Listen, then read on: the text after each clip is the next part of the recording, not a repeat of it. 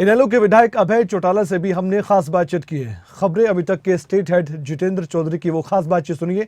सदन की कार्यवाही को लेकर कई तरह के सवाल अभय चौटाला ने उठाए हैं। सुनिए खास बातचीत। कार्रवाई का समापन हो चुका है। हमारे साथ इंडियन नेशनल लोकदल के वरिष्ठ नेता व विधायक अभय चौटाला हैं। सर, 3 दिन की इस पूरी कार्रवाई को किस तरीके से देखते हैं आप? 3 दिन के अंदर कोई भी एमएलए 3 मिनट का समय जब एक एमएलए को दिया जाएगा 3 दिन में, तो फिर मान के चलो कि केवल एमएलए की हाजिरी लगाई जाती है। एक एमएलए को केवल 3 मिनट दिए इन्होंने बोलने के, और 3 मिनट में वो अपनी क्या बात रखेगा। जब शुरू करेगा उससे पहले बेल दे दी जाती है कि आपका टाइम खत्म हो गया। आज प्रदेश में जिस किस्म के हालात हैं, हल्के वाइज एमएलए अपनी बात रखे, हम जैसे लोग जो है पूरे प्रदेश की बात करते हैं। जब मैं प्रदेश की बात 3 मिनट में करूंगा तो लोगों का क्या मैसेज आएगा मेरा? ये केवल फॉर्मेलिटी है कि हमने 3 दिन का सत्र बुलाया। जो जरूरी इशू थे उन पे किसी पे भी चर्चा नहीं है। मेरे 11 कॉलिंग अटेंशन थे, जिनमें से 3 मंजूर किए गए, और 3 में भी मुझे 5 से 7 मिनट 10 मिनट मैक्सिमम बोलने दिया गया, वो भी लड़ झगड़ करके। मेरे जो सवाल थे उसका कोई जवाब नहीं आया। आज भी बहुत महत्वपूर्ण इशू था इंश्योरेंस को लेकर के, फसल की क्लेम को लेकर के, किसान की को। हमारे नारायणखेड़ा गांव के अंदर 4 किसान लगातार पहले 90 दिन ज़मीन पे बैठ करके चोपटा तहसील में धरना दिया, 16 दिन टंकी पे चढ़ करके रहे, और उसके बाद भी अब तक लगातार धरने पे है। उसमें भी मंत्री हाउस को जो है मिसगाइड कर रहा था, कह रहा था धरना समाप्त हो गया। धरना आज भी चल रहा है। आपके पत्रकार हैं वहाँ पे, उनको को पता कर ले इस बात का कि लोग धरने पे बैठे कि नहीं बैठे।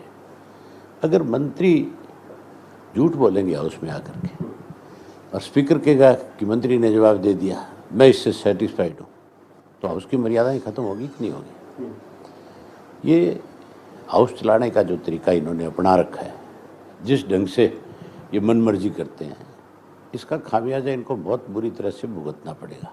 बीते वर्ष खरीफ की फसल में जो फसल बीमा योजना का पैसा मिलना चाहिए था, उसको लेकर के आपका ये कॉलिंग अटेंशन था।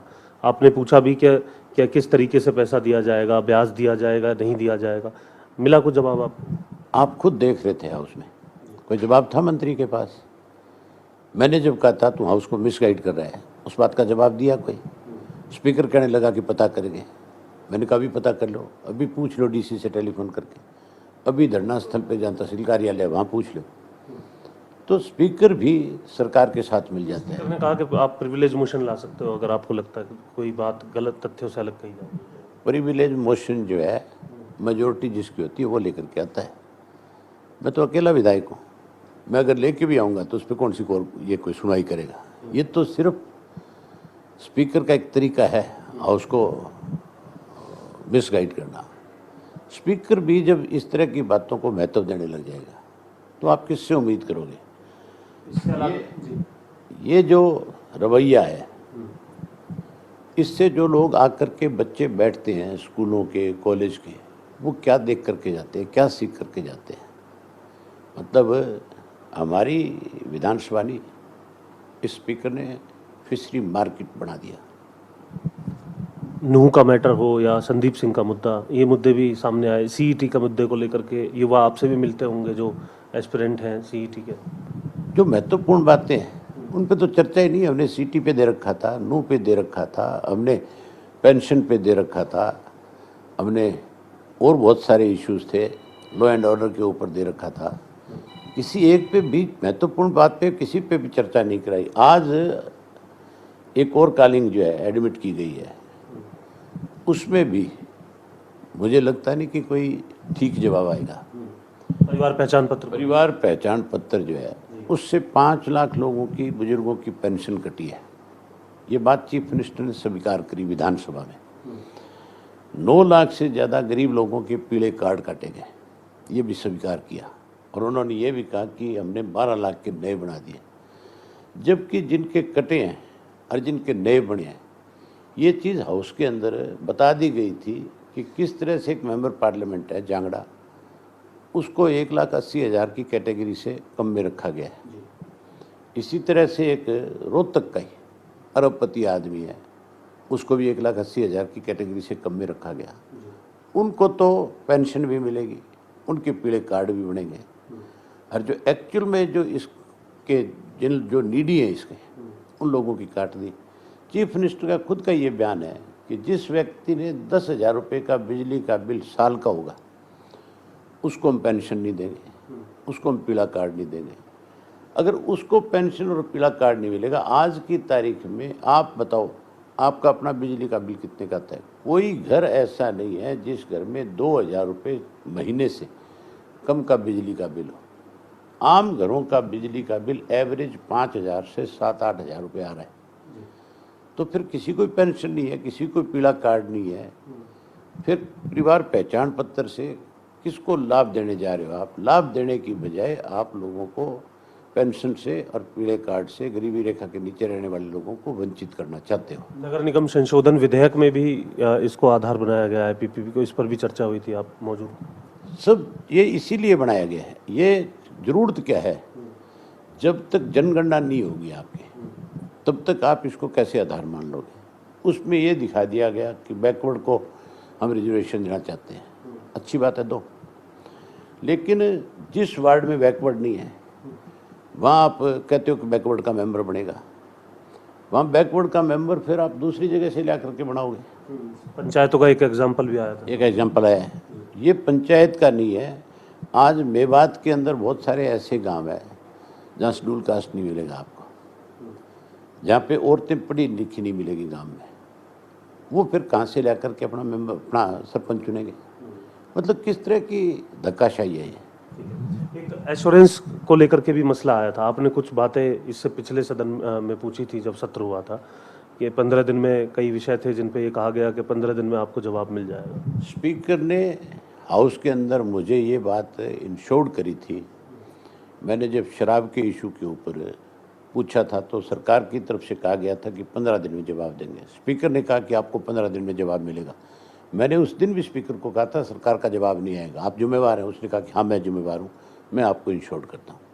आज तक जवाब नहीं आया। अब स्पीकर कहता है कि आप इंश्योरेंस कमेटी में जाओ, वहाँ जा कर के एप्लीकेशन लगाओ।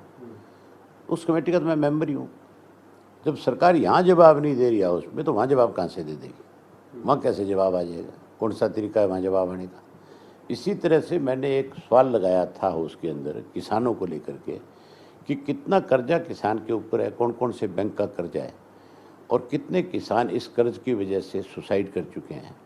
जो कर्जा किसान के ऊपर है, उस कर्जे से किसान को कैसे राहत दी जाएगी, उसके बारे में सरकार बताए। आज तक कोई जवाब नहीं है। मेरे पास एक छोटा सा जवाब बना करके भेज दिया और उसमें ये कह दिया, वो भी तब जब उनको पता लगा कि मैं आज पूछने वाला, तब एक 4 लाइन का जवाब मुख्यमंत्री की तरफ से आया कि इतना कर्जा है किसानों के ऊपर। मेरी जो बातें पूछी गई थी उनमें से और कोई भी बात का जवाब नहीं है, और वो भी सिर्फ कोऑपरेटिव बैंकों का लिख करके दिया है कि इतना कर्जा कोऑपरेटिव बैंक का है।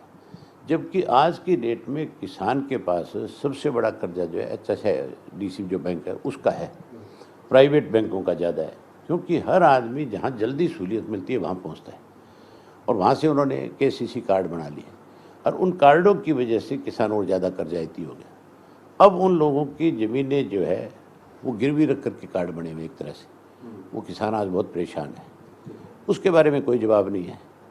मतलब मैं आपको बता रहा हूँ कि हालत, सरकार आपको सर जवाब संतोषजनक दे नहीं रही और स्पीकर आपको पर्याप्त सवाल नहीं पूछने दे रहे। मेरे एक को नहीं, कोई भी पूछता है, सरकार के पास कोई मतलब किसी मंत्री की कोई तैयारी नहीं है। कल बाजरे का एक सवाल था, मैंने जब ये पूछा था कि 3 लाख एकड़ फसल खराब हुई बाजरे की, और उसमें 17 लाख रुपया सरकार की तरफ से सैंक्शन किया गया उसको बचाने के लिए, एवरेज 6 रुपया भी पर एकड़ नहीं हुआ। तो 6 रुपये अगर 1 एकड़ में सरकार फसल बचाने के रिलीज करती है, तो फिर आप ये बताओ उस किसान की फसल बचेगी कैसे, क्या तरीका है? ये किसान को ख़त्म करना चाहते हैं, मारना चाहते हैं। इसीलिए 13 महीने तक किसान को इन्होंने बॉर्डर पे बिठा के रखा और अब भी हर रोज़ किसान कैसे कमज़ोर हो उसके खिलाफ नई नई पॉलिसी बनाते हैं, नए नए तरीके से तंग करते हैं। जहाँ तक इंश्योरेंस की बात है, उसमें भी 2022 का क्लेम 2023 में अब तक भी नहीं मिला। अब तक भी लोग धरने पे हैं, केवल आश्वासन मिला है। और वो जो 1 साल के दौरान किसान ने कर्जा उठाया है, उस कर्जे के ऊपर जिस बैंक से लिया वो तो ब्याज लेगा, जिस आड़ती से लिया वो भी ब्याज लेगा। जो उसका क्लेम बनता है, जो उसका राइट है, क्या उसको ब्याज के साथ देंगे? उसकी कैसे भरपाई होगी? अगर ये नुकसान किसी फैक्ट्री का हो जाता है, फैक्ट्री को 15 दिन में क्लेम मिल जाता है, सरकार डंडा दे देती है, इनको क्लेम दो। लेकिन किसान की बात आती है तो उसको लटकाते हैं। कितने बड़े झूठ बोल रहे थे कि जी इंश्योरेंस कंपनियां जो कोर्ट में चलेगी। भाई इंश्योरेंस कंपनियां कोर्ट में कैसे जा सकती है? जब इंश्योरेंस कंपनियां तुम्हारे यहाँ किसान की फसल का इंश्योरेंस करने आई तब सरकार बिचौली थी। तब सरकार ने उससे ये लिखाया क्यों नहीं कि आप किसी भी क्लेम के लिए कोर्ट नहीं जा सकते, आपको किसान का पैसा समय पे देना होगा। तब ये बात नहीं लिखी गई। सर, नूह की जो घटना है उस पर गृह मंत्री अनिल विज ने आज मीडिया में बयान दिया कि मामन खान की लाइव लोकेशंस मिली हैं, उनकी कुछ कॉल डिटेल्स हैं, कांग्रेस के विधायक हैं और उनका जो पूरा जो सोशल मीडिया से लेकर के कॉल डिटेल्स तमाम चीज़ें खंगाली गई हैं। एक इशारा किया जा रहा है कि कांग्रेस और कांग्रेस के विधायक कहीं ना कहीं इस पूरी साजिश के अंदर शामिल थे। हालांकि प्रामा फेसिया ये जांच की बात अनिल विज की तरफ से बताई गई है। आगे उनको जांच में शामिल होने के लिए नोटिस भी दिया गया है मामन खान को। कैसे देखें? इस पर चर्चा क्यों नहीं कराई? विधानसभा में चर्चा कराने में क्या दिक्कत थी? जब इनके पास इतनी जानकारियां हैं तो फिर विधानसभा में चर्चा होनी चाहिए थी कि नहीं होनी चाहिए थी? विधानसभा में ये बात विज ने क्यों नहीं कही? जब विज से ये पूछा गया आप लोगों ने, जब ये नूह के अंदर मामला हुआ था, उस दिन जब चीफ मिनिस्टर के साथ बैठक करके और ये बाहर निकलता है, तब प्रेस के लोगों ने पूछा था, तब ये बात कैसे कही विज ने कि जी मुख्यमंत्री से पूछो, वही जवाब देंगे इसके ऊपर। तो तब तो इसको कोई पूछने वाला ही नहीं था। तब तो इनकी हालत बहुत ख़राब थी। तब तो इनको किसी बात की जानकारी नहीं थी। आज इनको जानकारियाँ कहाँ से मिल गई? किसने दे दी? ये सिर्फ इस बात के ऊपर अपनी कमजोरी को छुपाने के लिए किसी ना किसी के जरूर ऊपर इसका ब्लेम लगाएंगे। हाँ, ये ब्लेम लगाने वाली बात है। अगर मामन खान दोषी है तो फिर लोगों के घर क्यों तोड़े, लोगों की दुकानें क्यों तोड़ी गई, उसका जवाब देना है कि वो क्यों बुलडोजर चला। जवाब कोर्ट में देंगे। कोर्ट उसका हाई कोर्ट ने संज्ञान ले लिया। ये हाउस में क्यों नहीं देते? इस बात का जवाब हाउस में भी तो देना चाहिए। आम आदमी को पता लगना चाहिए कि जिनके मकान तोड़े हैं, जिनकी दुकानें तोड़ी गई है, जिनके कुछ शोरूम तोड़े गए हैं, उसका कारण बताएं कि क्यों तोड़े। ये बताने से भाग क्यों रहे थे? ये हालत थी इनकी। मुख्यमंत्री ने तो ये कह दिया कि मैं आम नागरिक की सुरक्षा नहीं कर सकता। तो भाई तू मुख्यमंत्री किस बात का है? फिर तुझे मुख्यमंत्री रहने का अधिकार नहीं है। ये तो मुख्यमंत्री कहता है मैं सुरक्षा प्रदान नहीं कर सकता, विज कहता है मुझे कोई जानकारी नहीं है, डिप्टी चीफ मिनिस्टर इनका ये कहता है बोला मुझे तो सुबह ही जानकारी थी। इसका मतलब दोषी तो ये खुद है, इनका अपना षड्यंत्र है, ये तीनों शामिल हैं। अब ये अपने आप को बचाने के लिए कोई ना कोई नया बहाना ढूंढ रहे हैं। संदीप सिंह पर क्या कहेंगे सर? आप आरोप पत्र दाखिल हो, मुख्यमंत्री से एक ही बात पूछ लो कि संदीप सिंह के ऊपर आरोप तय हो गए तो इन्हें इस्तीफा क्यों नहीं लिया उसका? तू आज भी उसको क्यों बचाना चाहता है? उसका कारण बता दे। दूसरा, इसी तरह वुशो की एक लड़की ने आरोप लगाया अपने कोच के ऊपर कि इसने हमारे साथ छेड़खानी करी है, यौन शोषण किया है। उस कोच को इन्होंने तुरंत क्यों गिरफ्तार किया? उसके लिए क्यों नहीं इन्होंने सारी चीज़ों की जानकारियाँ हासिल करी? मतलब ऐसे दोहरे मापदंड क्यों हैं, किस लिए है? इसका मतलब सरकार नहीं है, ये तो गुंडों का एक गिरोह है, लुटेरों का एक टोळ है जो इस प्रदेश को लूटने में लगा हुआ है। शुक्रिया बात करने के लिए। तो अभय चौटाला हमारे साथ, सीधे तौर पर उनका ये कहना है कि मुद्दे अनेक उठाने का प्रयास जो है विपक्ष के तौर पर और खुद उनकी तरफ से किया गया, लेकिन कोई संतोषजनक जवाब जहां सरकार की तरफ से नहीं दिया गया तो वहीं स्पीकर की तरफ से भी तमाम सवाल पूछने को लेकर के ये कहा गया कि सरकार ने जो जवाब दिया है वही संतोषजनक जवाब है। साथ ही साथ तमाम मसलों को लेकर के भी उन्होंने, जहां नूह की घटना है उस पर भी उनका ये कहना था कि नूह की घटना में अगर मामन खान किसी प्रकार से आरोपी है या उनके आसपास जांच घूम रही है तो फिर तोड़फोड़ घरों की क्यों की गई है। चंडीगढ़ से कैमरामैन सूर्या के साथ जितेंद्र चौधरी, खबरें अभी तक।